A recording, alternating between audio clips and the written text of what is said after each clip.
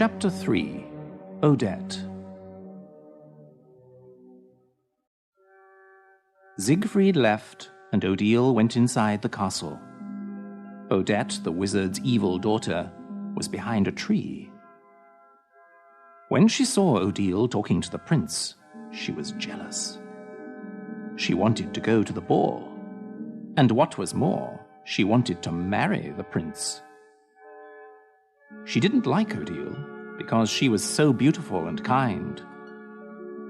But the wizard loved her, so Odette couldn't do anything to hurt her, until now. Odette went to the wizard's room, but he was not there. The room looked like a museum.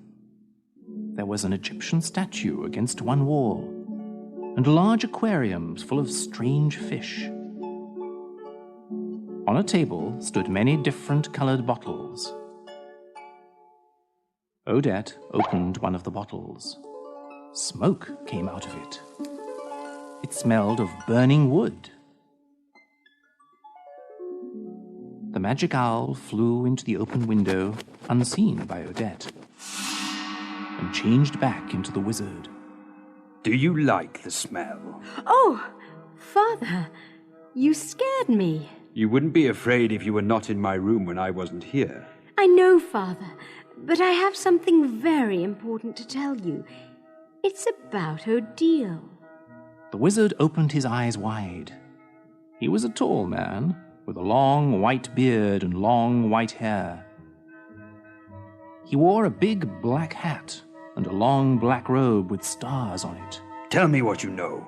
First, you must promise to do something for me. What is it? I can't tell you now. First, I must tell you about Odile. Then I will ask for something. Will you do it? Tell me before I turn you into a frog. The wizard was very much in love with Odile. He would change his daughter into a frog because he wanted to know about Odile. Today, I saw Odile talking to Prince Siegfried. The prince asked Odile to go to the royal ball tonight. He wants to marry her and free her from your evil powers. The wizard turned in a circle and pointed his hand at the floor. Fire came from his fingers and hit the floor. The whole castle shook. I should have destroyed the prince today when I saw him with Odile. You saw him too? Yes, at the lake. I attacked him, but I was only a noun. Odile knew this and she left him. He must have followed her here. Oh, yes, Father. And he is so handsome. You should see his face. Silence! The wizard turned himself into a large stone ball. He threw himself against the walls, making the castle shake again. Alone in her room, Odile felt the castle shaking. She hid her head under a pillow on her bed. She hated it when the wizard got angry. The wizard changed back into himself in his room. Now, Father, you promised you'd do something for me. I never promised you anything. Oh, Father, I want to go to the ball. I want to marry the prince. The wizard angrily raised his hand again. Then he thought of something.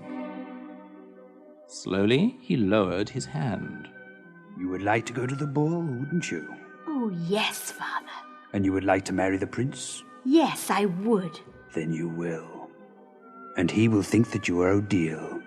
Oh, Father, what a wonderful idea. She put her arms around him. His body was cold as stone, and his eyes were filled with fire.